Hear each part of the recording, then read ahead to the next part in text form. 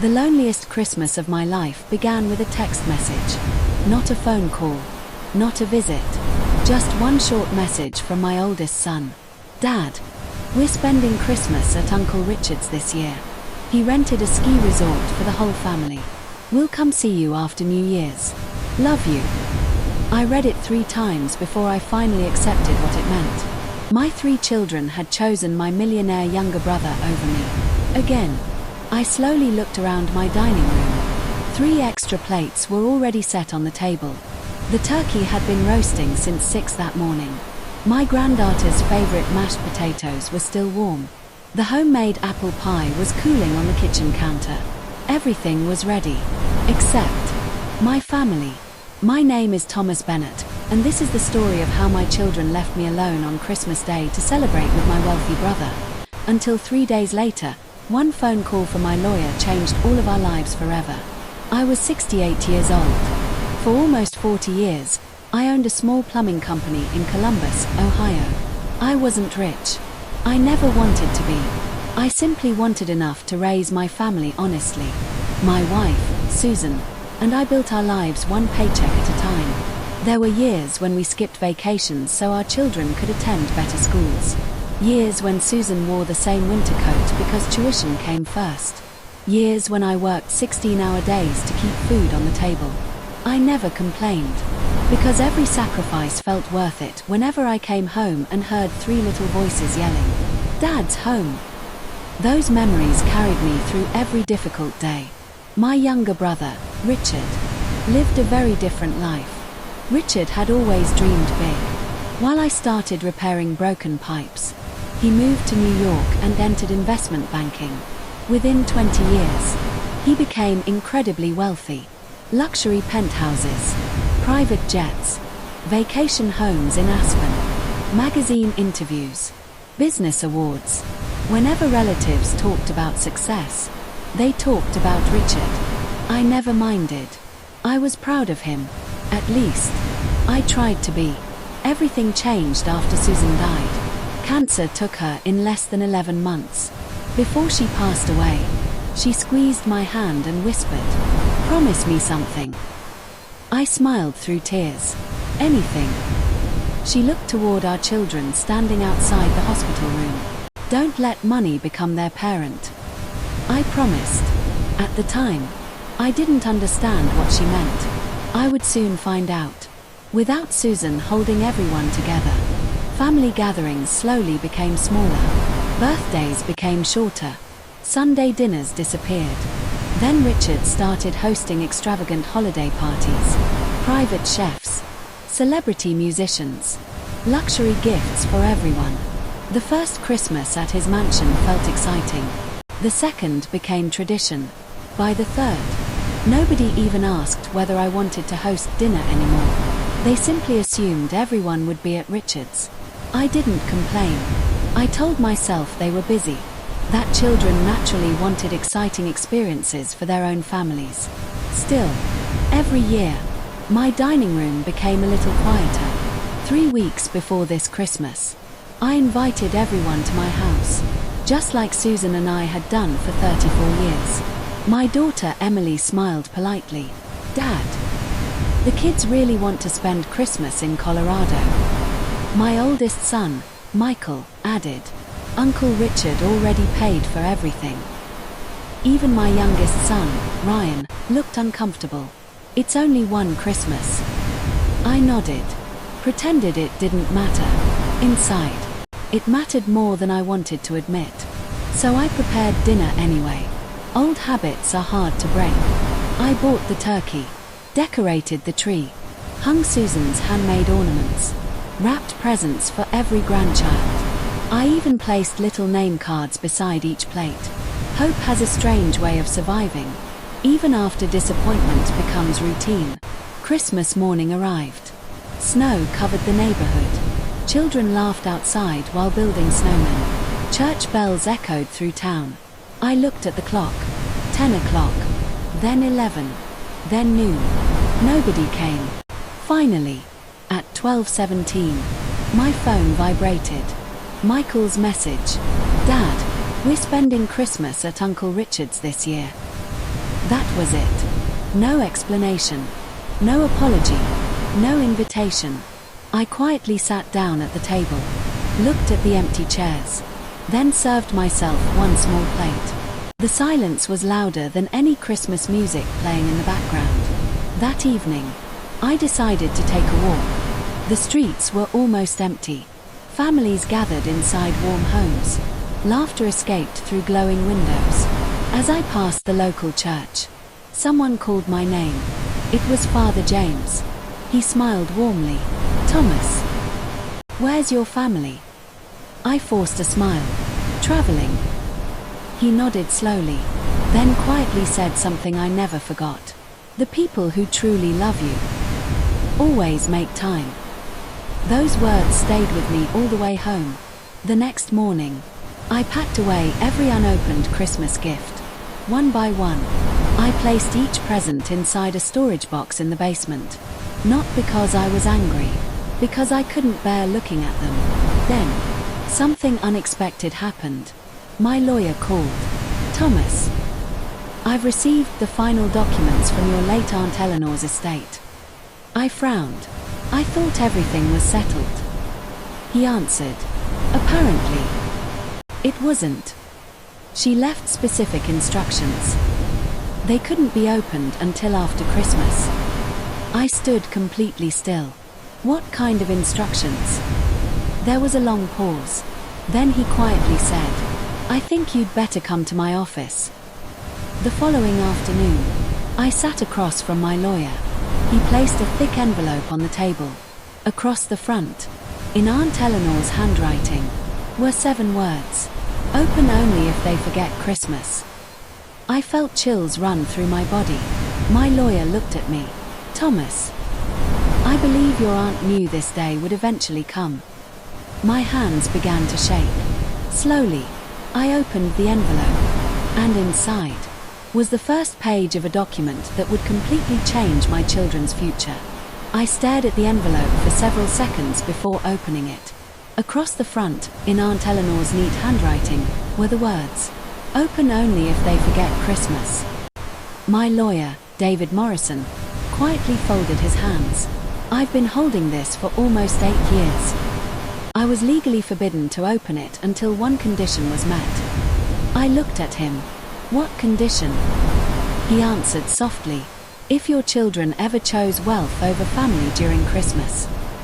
A chill ran down my spine. My aunt had predicted this. Years ago. Long before she passed away.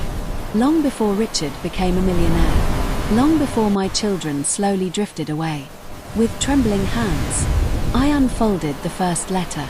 "Dear Thomas, if you're reading this, then the family I spent my life trying to protect has finally allowed money to replace love. That breaks my heart. But it doesn't surprise me." Tears filled my eyes. The lawyer remained silent, giving me time to read. "Your brother Richard always believed wealth earned respect. You spent your life proving kindness earned something much greater. Now it's time to find out which lesson your children truly learned." I looked up. "What does that mean?" David reached into another folder, then placed several legal documents beside the letter. "The answer is here," he slowly explained. 20 years earlier, Aunt Eleanor had sold several commercial buildings she quietly owned in downtown Chicago. Instead of spending the money, she created a private family trust. The investments grew year after year. Stock portfolios, commercial real estate, dividend funds, technology investments. The trust had quietly become worth nearly $18 million. I almost laughed. "There must be a mistake." David smiled. "There isn't."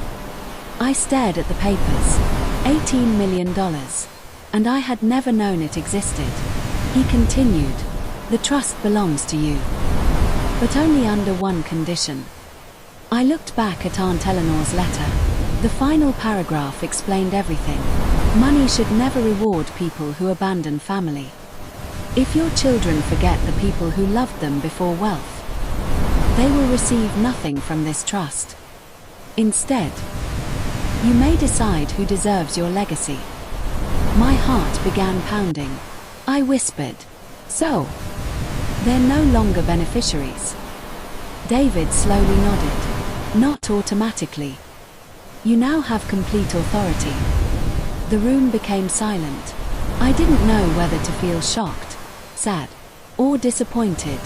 Then David asked, "What would you like to do?" I looked toward the window. Snow still covered the city.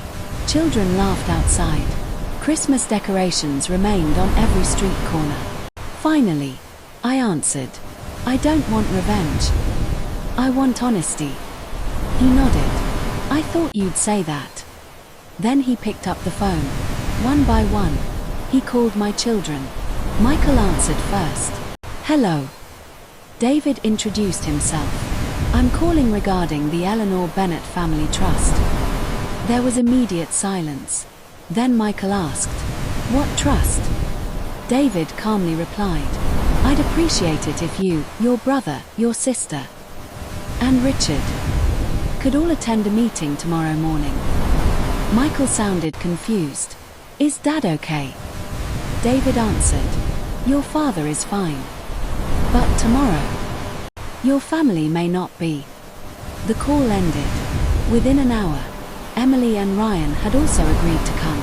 Richard was the last person called. When he heard the words, "Family Trust," he immediately interrupted. "I've never heard of it." David quietly replied, "You will." The next morning, everyone arrived. Richard entered first. Expensive suit, luxury watch, perfect smile. Behind him walked my 3 children. None of them looked at me, not at first. Finally, Emily quietly said, "Dad, we were going to visit after New Year's." I smiled politely. "I'm sure you were." Nobody spoke after that. David entered carrying several thick binders.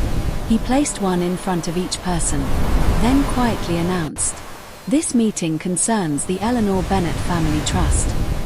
Richard frowned. Eleanor never had that kind of money. David smiled. "That's because she never told anyone." For the next 20 minutes, he explained every investment, every property, every legal document, every signature. The room became completely silent.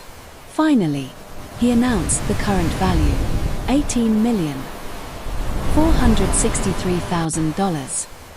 Michael's eyes widened. Emily covered her mouth. Ryan stared at the paperwork. Even Richard looked genuinely shocked.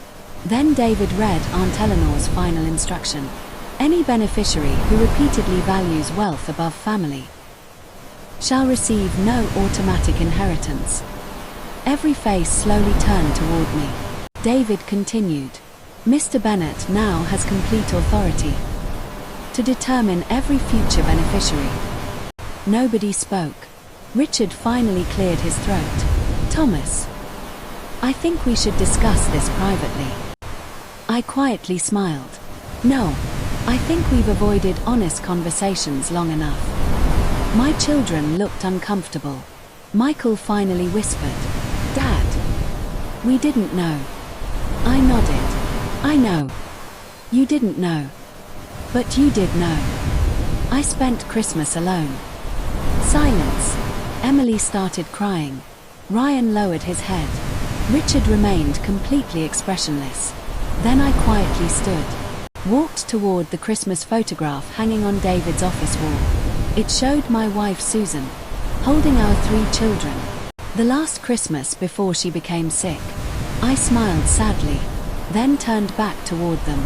"You know, your mother only ever asked one thing of me. She said, 'Don't let money become their parent.'" I paused, then looked directly at my children. "I think money won." The room became completely silent. At that exact moment, David reached for one final sealed envelope. Across the front were the words, "Only after they hear the truth." He slowly looked at me, then quietly asked, "Thomas, are you ready for the last surprise your aunt left behind?" I nodded. Because somehow, I already knew. This wasn't really about $18 million. It was about discovering who my family had become.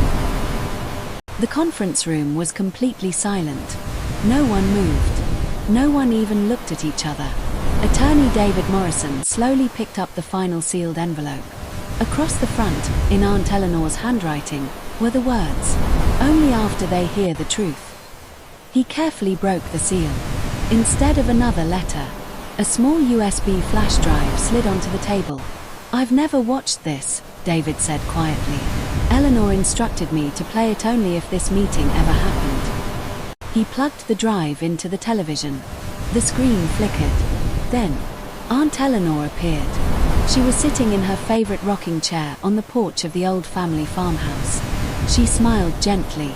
"Well, if you're watching this, then I suppose Christmas didn't go the way I hoped." Everyone stared at the screen. She looked directly into the camera. "Richard, you always believed success was measured by what people owned. Thomas, you always believed success was measured by who showed up." She paused, then smiled sadly. "I already know which one of you became the richer man." Richard lowered his eyes. Aunt Eleanor continued, "And to my great-nieces and great-nephews, if you left your father alone on Christmas, I want you to ask yourselves one question. When he is no longer here, will the photographs you took inside a luxury ski resort matter more than the Christmas dinner you never shared with him?" Emily immediately burst into tears. Ryan covered his face with both hands. Michael couldn't even look toward me. The room remained silent. Then Aunt Eleanor spoke again. "I didn't build this trust to create millionaires. I built it to protect something far more valuable. Family." She leaned closer to the camera. "If money became the reason you forgot your father, then money is exactly what you don't deserve." The screen went black. No music. No dramatic ending. Just silence. For nearly a full minute, nobody spoke. Finally, Richard stood up. "I need to say something." He looked older than I had ever seen him. For the first time in his life, he wasn't the confident millionaire everyone admired. He looked like a younger brother carrying years of guilt. He slowly walked toward me, then quietly said, "I owe you an apology. I've owed you one for 30 years." I looked at him, but said nothing. He continued, "When Susan died, I should have brought everyone closer. Instead, I made them believe bigger houses, better vacations, and expensive gifts were what family meant." He swallowed hard. "I never meant to replace you. But I did." Then something happened no one expected. Richard reached into his briefcase, pulled out a folder, and placed it on the table. "My will." Everyone looked confused. He smiled sadly. "I changed it last week." He turned toward my children. "None of you will inherit a single dollar from me." The room went completely silent. Michael looked stunned. Emily whispered, "Uncle Richard." He gently interrupted her. "No, I spent years buying your attention. And every time you accepted it, I helped you drift further away from your father. That ends today." He slid the documents toward David. "They're already signed." Then he looked back at me. "I'm sorry." For the first time in years, I believed him. I stood up, walked across the room, and hugged my younger brother. Not because he was wealthy, because he had finally chosen honesty over pride. Then I turned toward my children. 3 grown adults, standing there with tears in their eyes. Michael spoke first. "Dad, we were wrong." Emily nodded. "We kept telling ourselves we'd spend next Christmas with you." Ryan quietly added, "We never realized one Christmas eventually becomes the last one." Those words hit me harder than anything else that day. Because they were true. Every family believes there will always be another holiday, another birthday, Another phone call. Until one day. There isn't. David quietly asked. Mr. Bennett. What would you like to do with the trust? Everyone looked at me. $18 million. One signature. One decision. I smiled. Then slowly pushed the paperwork away. I've already made my decision. The room became perfectly still. I won't give this money to anyone. Confused expressions filled every face.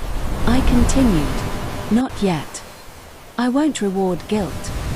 And I won't punish mistakes forever.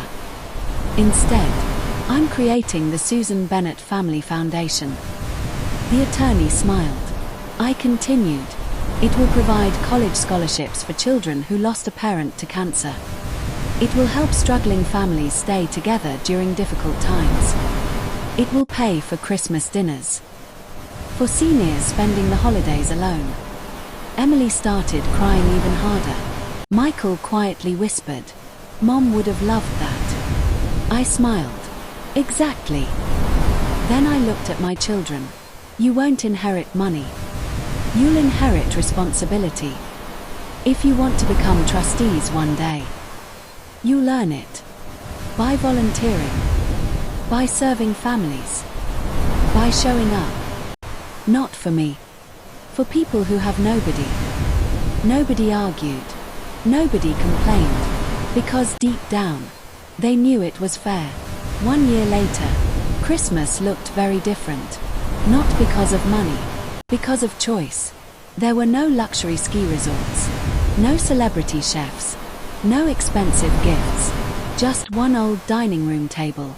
The same table where Susan and I had shared Christmas dinner for more than 30 years. This time, every chair was full. My grandchildren laughed while decorating cookies. Emily cooked with one of Susan's old recipe books. Ryan carved the turkey exactly the way I taught him years ago. Michael quietly repaired a broken Christmas ornament instead of throwing it away. Even Richard was there, wearing an ugly Christmas sweater the grandchildren had bought him. Before dinner, nobody reached for their phones. Nobody talked about investments. Nobody mentioned money. Instead, my youngest granddaughter stood up. She smiled and asked, Grandpa, can we all hold hands before we eat? We did. I looked around the table, then toward the empty chair we always left for Susan. And for the first time since losing her, the house felt like home again. Sometimes people think the greatest gift parents leave behind is money, a bigger house, a larger inheritance. They're wrong. The greatest gift is teaching your children that no amount of wealth can replace one Christmas dinner with the people who love you.